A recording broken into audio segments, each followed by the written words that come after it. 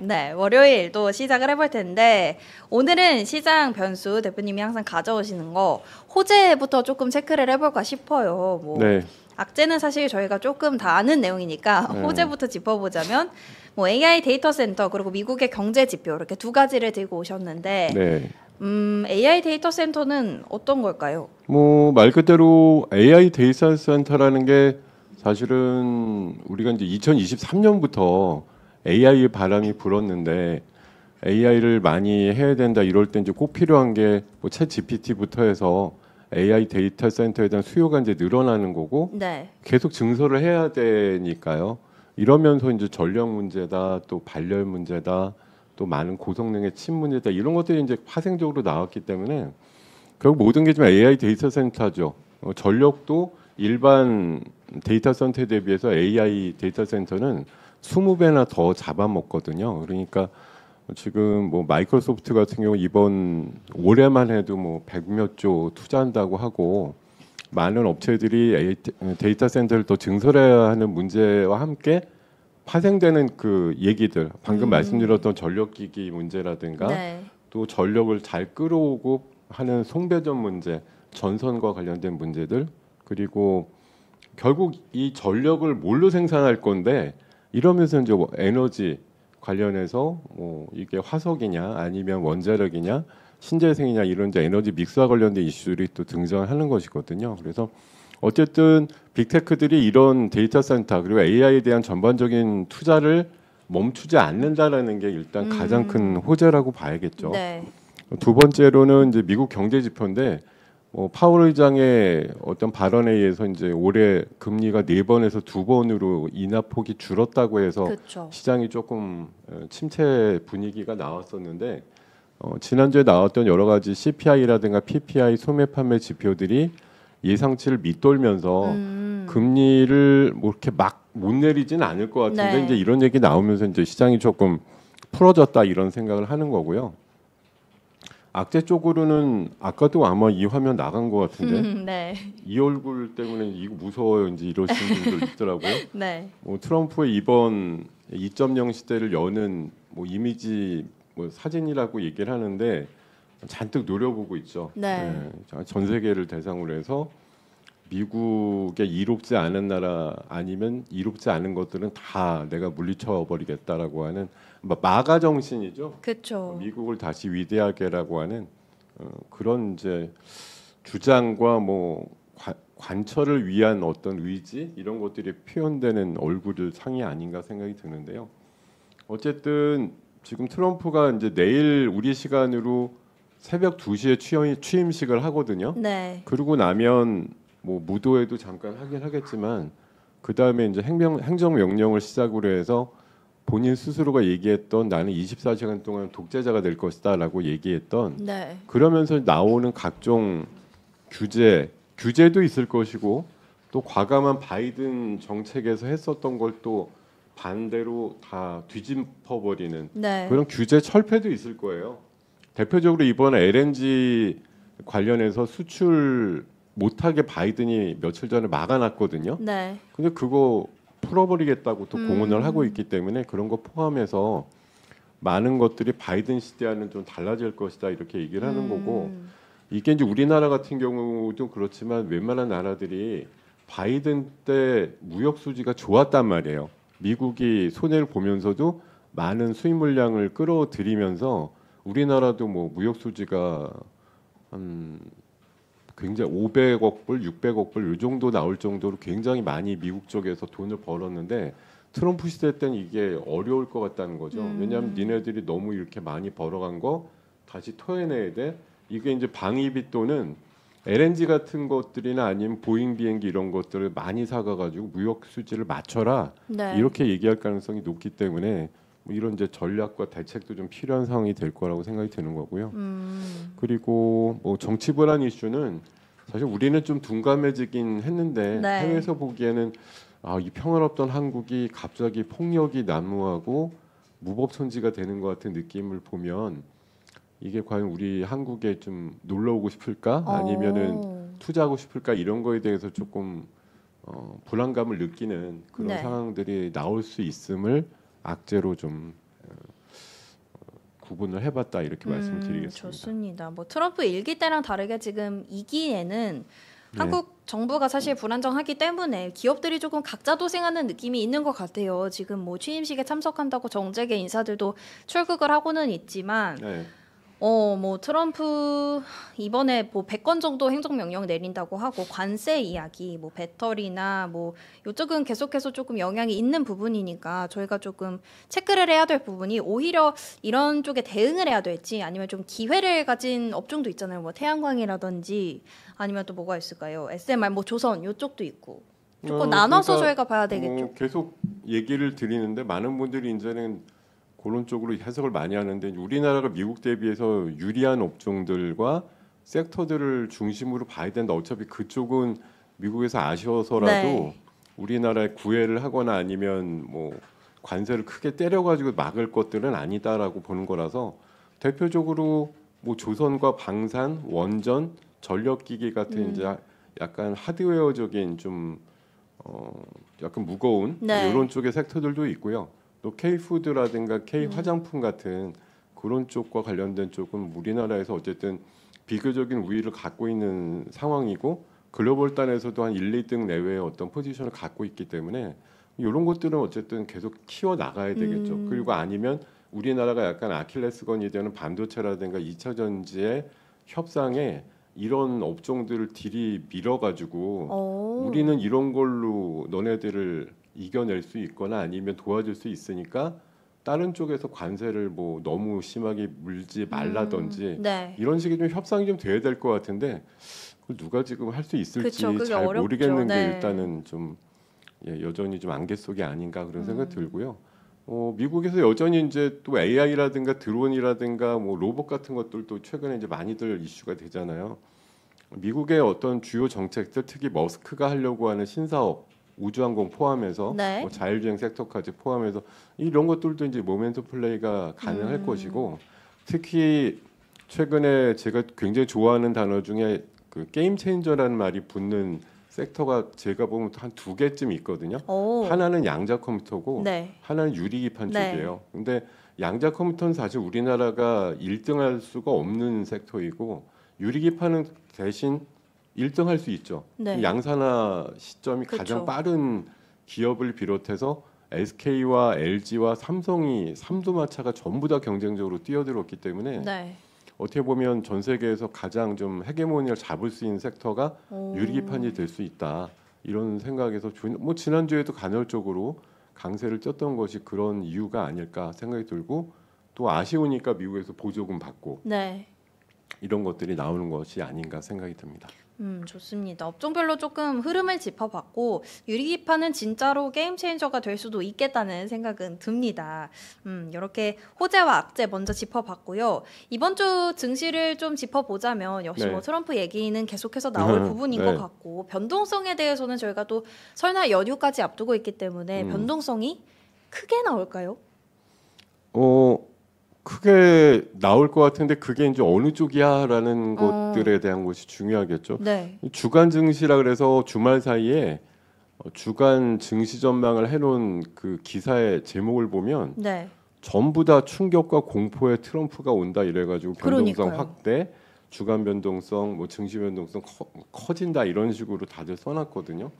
사실 저는 저렇게 다 일편 단심으로 커진다고 하면 의외로 또 팽팽하게 만들어지면서 지수의 변동이 사실 저쪽으로 갈까 뭐 굉장히 안 좋은 얘기가 나올 수도 있고 생각보다 괜찮아. 사실 이번에 트럼프가 또 주말 사이 시진핑하고 통화했잖아요. 물론 통화해놓고 또 뒤로 가서 몇 시간 있다가 관세 때리고 뭐 싸우고 난리를 치는 게 보통의 얘기는 한데 어쨌든 100일 이내에 취임하고 나서 중국 방문 가능성도 지금 기사화되고 있는 걸 보니까 그래서 트럼프가 무조건 원래는 보통 성향은 때리고 나서 가서 이제 어르고 달래면서 조금 많은 걸 또 얻어내는 그런 전략들을 많이 하는 편이긴 한데 글쎄 중국에 대한 보편 관세가 60%를 바로 내일 밤이나 우리 시간으로 내일 아침쯤 발표를 할지 아니면 한번 중국은 갔다 와서 생각해 볼게 이렇게 좀 유하게 아니면 한 발 좀 물러서는 쪽으로 가게 될지 그렇다고 하면 시장은 변동성이 커지되 좋은 쪽으로 갈 것 같고 우리가 이제 잔뜩 기대는 하는 건 아니지만 우려하거나 쫄고 있는 건 뭐 지금 30개 원래는 맨 처음에 25개라 그러더니 요새는 이제 100개라 그러는데 네. 행정 명령이 저렇게 많이 나오다 보면 우리나라에도 뭐가 직간접적으로 분명히 못 살게 구는 우리한테 뭐가 좀 안 좋게 보이는 이런 것들이 분명히 포함이 몇 개 될 것이다라고 네. 하니까 잔뜩 쫄아가지고 우리 시장이 뭐 올해 들어서 가장 좋은 퍼포먼스를 글로벌 증시에서 하고 있음에도 불구하고 우리 시장에 대해서 사실 우리 그 개인 투자들 자체가 지금 사실 안 믿고 있거든요. 네. 그럼에도 불구하고 그냥 미국 가서 투자하는 게 낫지. 아직도 그런 생각들. 그러니까 최근에 주가 지수가 꽤 올라도 거래 대금이라든가 거래량 자체가 많이 늘어나지가 않아요. 그냥 네. 있는 분들끼리 어떻게 지금 하고 있는 거지.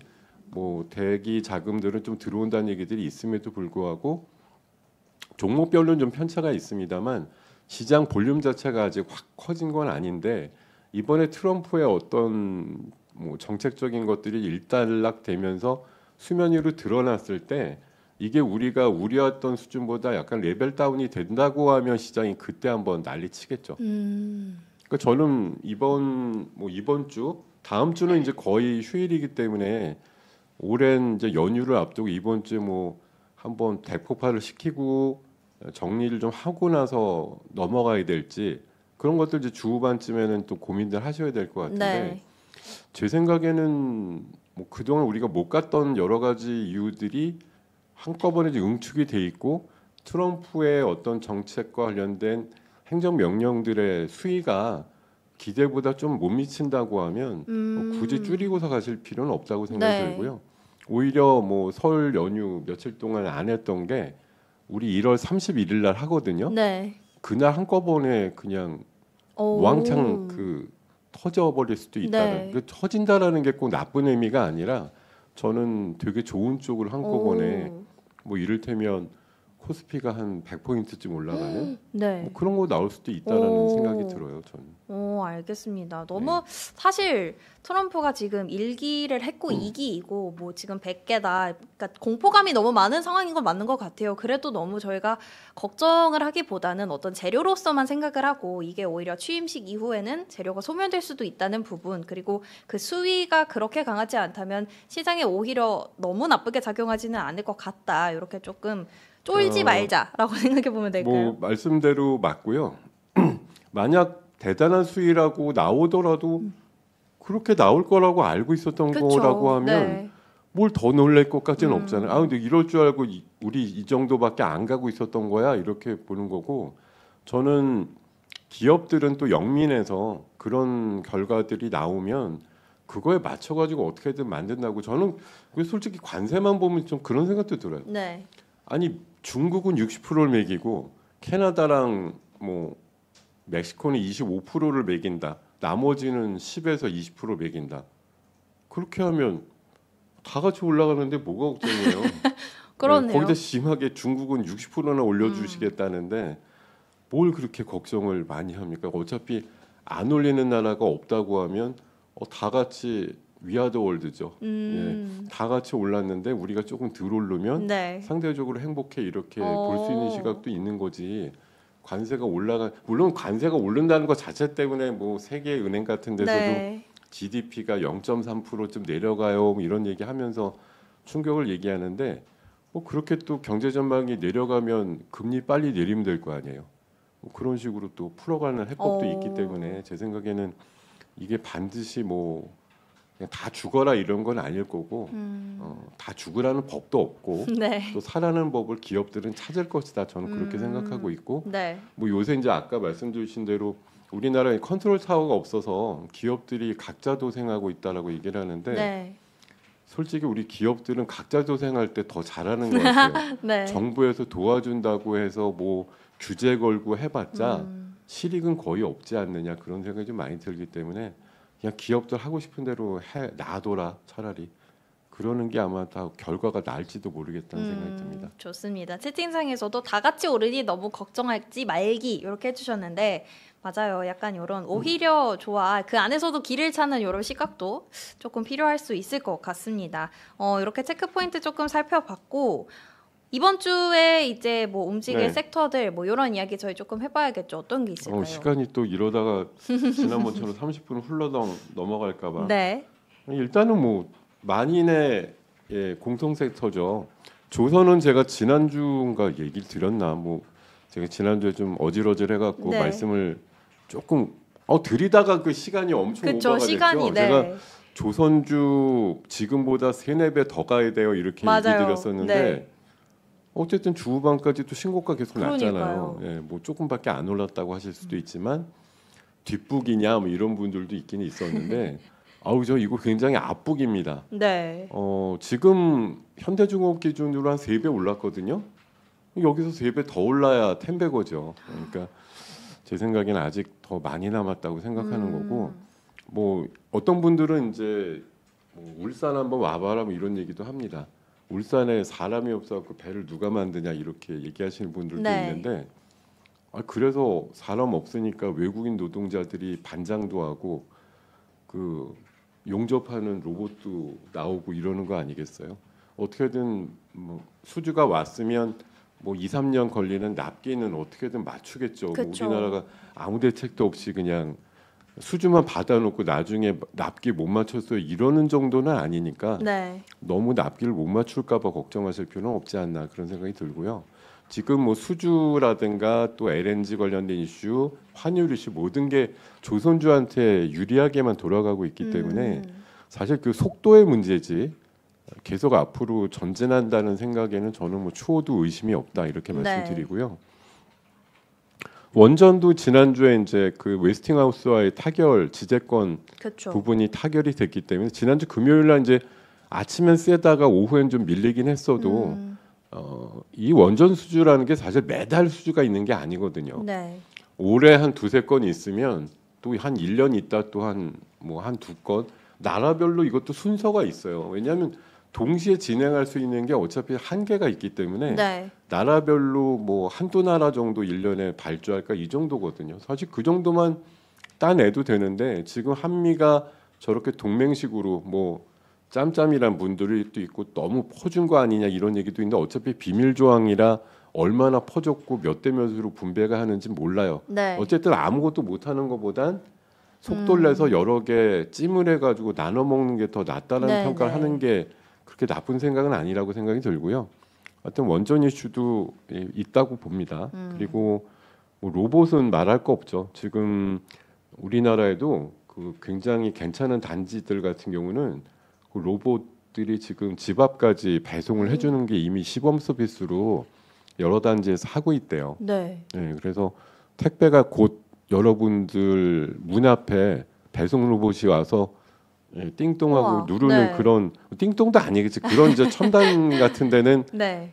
뭐 다른 식으로 알람이 또 오겠죠. 네. 그런 것들의 미래가 곧 온다고 하고요. 그리고 또 오늘 지난주 월요일 날인가 제가 기억하는데 큐렉소가 되게 많이 올랐었어요. 네. 그게 수술용 의료 로봇인데 지금 미국에서도 저 인투이티브 서지컬이라는 회사가 뭐 최근에 한 60% 올랐다고 하거든요. 오. 수술용 로봇 시장이 뭐 그렇게 비율상으로는 크진 않던데 연 단위로는 하여튼 뭐 10% 이상 성장한다 이러면서 네.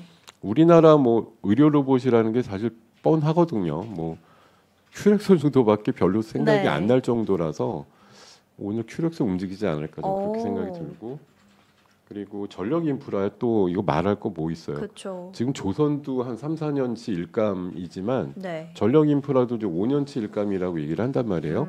거기다가 HD 현대일렉트릭 지난 주말에 공시 났잖아요. 4천억 생산설비 확충 공시 네. 나왔기 때문에 말 그대로 지금 물 들어올 때 노졌자 이런 거죠. 네. 그러니까 실적이 피크아웃도 아니고 지금 이게 사실은 이제 증설을 한다라는 건